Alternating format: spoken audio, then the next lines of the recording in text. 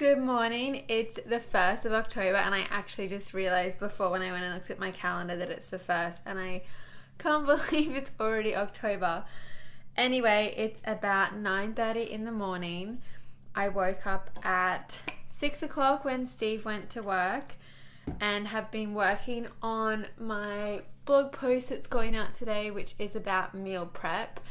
I'm not a nutritionist. I'm not any kind of health expert, but I thought I would share what I do for meal prep, really just from a time management and thought management perspective, because I often find myself resenting meal prep and feeling like I'm too busy for meal prep and all of that stuff. And I just wanted to talk about that and how I manage those thoughts so that I can actually do meal prep all the time, or most of the time. And that's what I thought I would talk about today, is how do you tell when you're consistent with a habit, or when you're in a habit and when you're not, because I talk about habits quite a lot. And in my online course, Dream Habit, which is a 28-day habit bootcamp for perfectionists, which is about learning how to be consistent with habits and all the things that are stopping you, which is mainly, it's not all that conventional habit advice. It's really about perfectionism and fear of judgment and rejection and all of that those thoughts that stop us from trying our best because we're really scared of trying our hardest and it's still not being good enough. So that's what it's about. It's not about all the stuff you've normally heard. And the reason I created that course was because all the normal advice didn't work for me. I'm just going to put a tiny bit of makeup on. I'm seeing my friends today, and I was saying yesterday I wasn't sure if I was going to be doing this video while I was doing my makeup today, because I thought we might be swimming, but it's actually really overcast and not very hot at all. So I probably won't be going for a swim.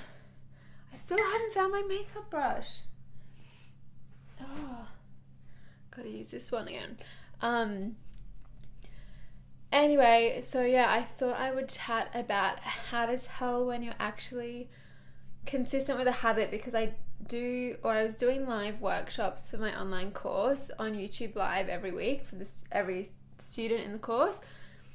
And a few times I got questions about like how to tell when you're actually in a habit, how to tell when you're actually like being consistent with it. And it's kind of hard to answer, but I'll just share my personal experience in the way that I think about it.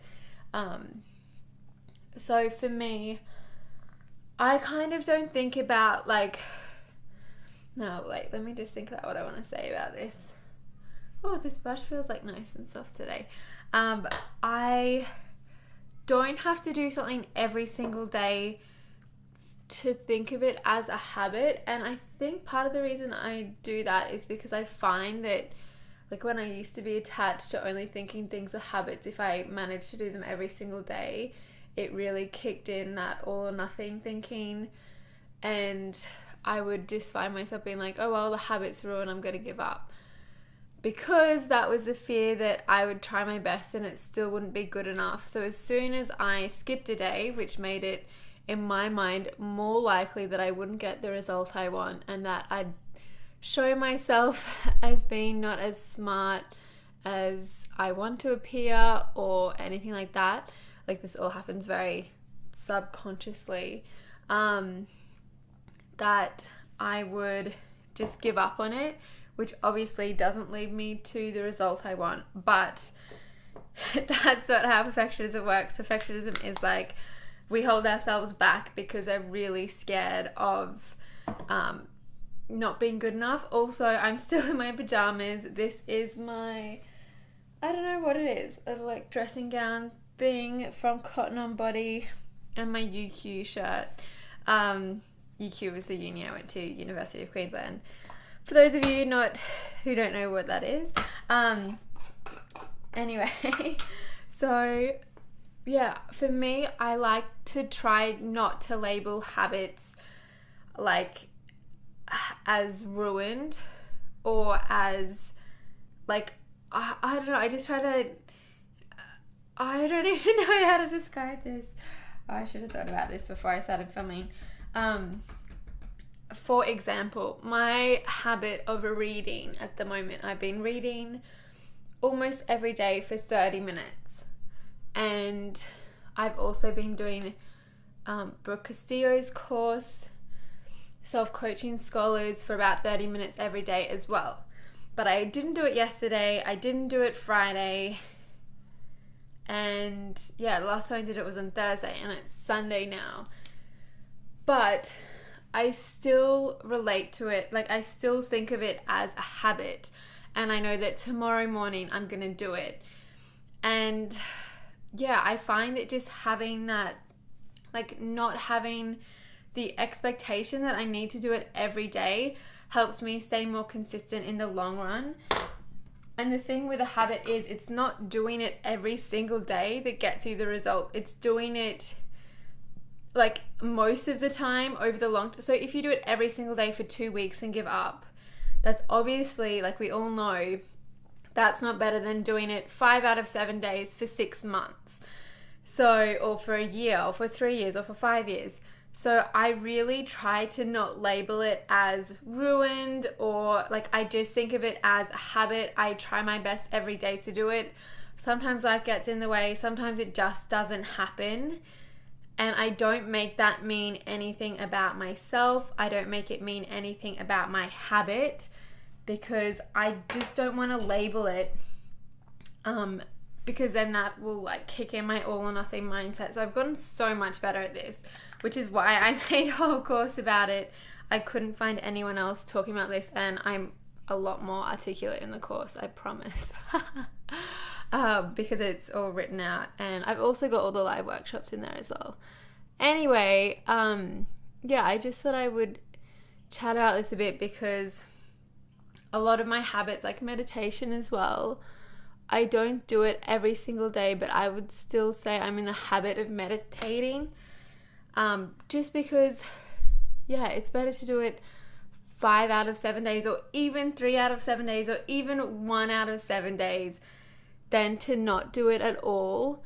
And I've just found with my perfectionist mindset that having that approach where I don't label it and I don't make a misday mean anything about myself just helps me be more consistent in the long run, which is what actually will make the difference to my life.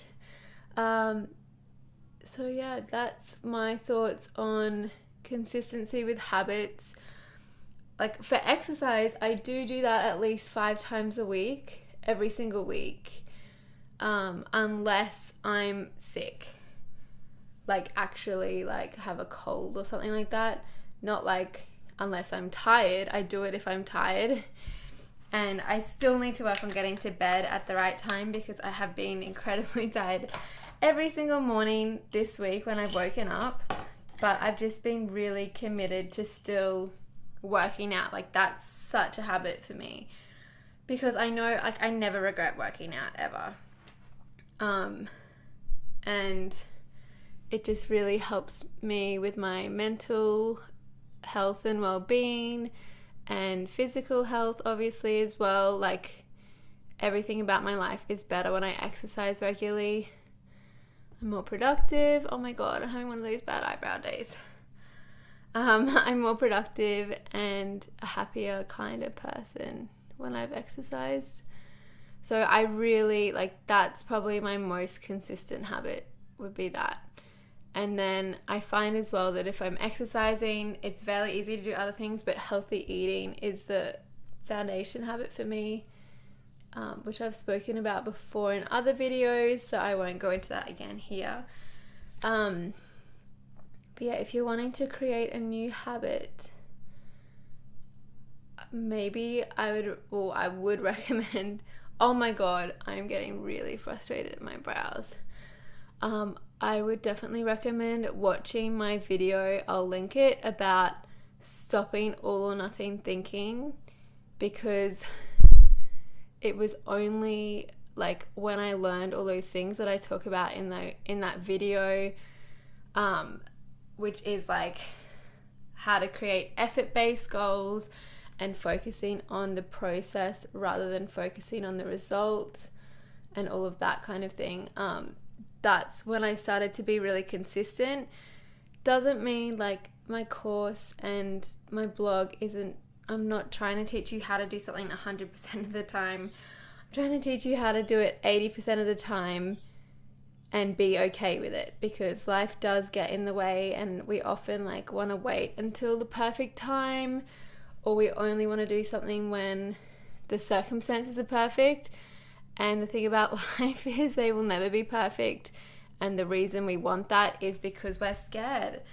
We're scared of being judged. We're scared of being ashamed.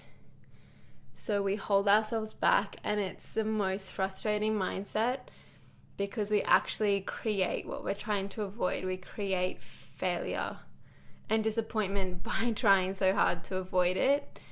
And that's why I'm so passionate about it, sharing what I learn about how to get out of that mindset. I really feel like I'm making a lot of progress with it this year in particular, and that has just come from like just I don't know if it's just from self-awareness. I have been doing a lot of personal development work, which is what I also talk about in these videos. Okay, I'm just gonna have to leave my eyebrows there. Yeah, it's something that takes time, because that mindset is something that has come from like we've had a belief is a thought you have over and over again. And we've had those thoughts so many times that it actually it actually takes a lot of mental energy to create a new mindset, like a new way of thinking. So yeah, it takes time. And also I've realized, I don't know if I've spoken about this. Sorry, I just got a text, just had to swipe it away. When I was working on my money mindset stuff with my coach Kit, which I spoke about in another video, and he helped me see that I was making it my experience with money that I had when I went on my big trip a couple of years ago. I was making that mean I was hopeless with money, and I was feeling ashamed about it. And shame is I'm not enough, or shame, let me think about how to describe it. Shame is saying something about like I'm dumb instead of I did something stupid. It's saying I'm stupid. So what I did, instead of saying about that experience, I like didn't do an amazing job with money, and I was hopeless with money in that, like, I don't know how to explain this. Oh my God. I made that experience mean that I'm hopeless, that I'm not good enough. I made it something about me. And what I kind of had an epiphany with that about my perfectionism, because I feel like when my mum died, I made that mean, and that was when I was 11. I made that mean, like I felt ashamed about that, and I made that mean that I wasn't good enough to have a mum, or that I don't know how to describe it, but I made that mean something about myself. And when I was 11, I made a conscious decision not to talk about it with other people, because I didn't want anyone to think of me differently. I just didn't want anyone, like I think I felt abandoned in a way, or I don't know, or rejected, like even though like she died from breast cancer, and yeah, that's just how my 11-year-old brain processed it. And then I kind of just buried that down, and that's sort of been driving my actions. And I think that's what my perfectionism really comes back to, is that I feel from that experience, I've attached like a feeling of shame to it, and that I'm not good enough because of that experience, when obviously, like, even if I'm talking about it now, like, it makes no sense intellectually, but that's just how I interpreted it. And then I had that thought over and over again that I was different because everyone else had a mum and I didn't, like, once from 11 onwards. I'm very impressed. I'm not actually, this is probably, normally I would be crying when I talk, but I feel like this has just been such a clarifying moment to really realize that, like, just having the awareness to see how I related to that experience and what I made it mean, and that I can choose now to make it mean something completely different, like how Kit was talking about with money. If I need to, like, complete that experience, like that money experience, and instead of making that mean I was hopeless with money and then trying to change my mindset going forward to actually go, hang on, how do I want to feel about that experience? That was actually a great learning experience. A lot of people make bad decisions with money. It wasn't actually that bad. I've learned a lot, and, like, it just feels completely different to me being like, I'm hopeless with money, I need to get better, to being like, actually, hang on, I'm not. So I've done the same thing, and I feel like there's probably still a lot of work I need to do around it, but being like, why, like, in my brain I've connected me losing my mum to me not being good enough, when that obviously makes no sense. And I have to be kind to myself because I'm a human. But yeah, that's just what I've come to realize and to see. And it's just so interesting when you're doing all of this personal development work, like, all this stuff, it's all interrelated. Like, often the way you're thinking about money is the way, like, it all, does this make any sense? It's all connected. And, you know, that saying, like, how you do one thing is how you do everything. Often a limiting belief that's stopping you in one area of your life will be stopping you from doing a lot of different things.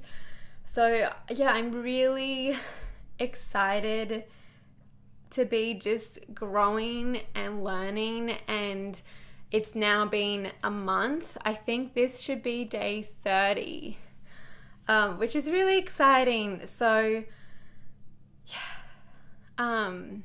yeah, I'll be sharing more about everything as it all goes on and what I'm figuring out. But yeah, I feel like I'm really making progress because I'd never realized that, like, I had made myself, like, me not feeling good enough. Like, I don't know that I feel like I probably felt like that before she passed away, but she was sick basically my entire childhood. She got sick when I would have been 3. So, like, I don't have any memory of her not being sick. So it's always been, like, different in the sense that, like, I had a sick mom. And yeah, I feel like I made that mean, like I felt embarrassed about it. Obviously that, like, sounds horrible. But yeah, I just feel like I'm seeing how, like, where my perfectionist mindset, which is fear of judgment, has come from. And I've also started to think about, like, perfectionism being fear of judgment, and that fear of judgment isn't really fear of judgment.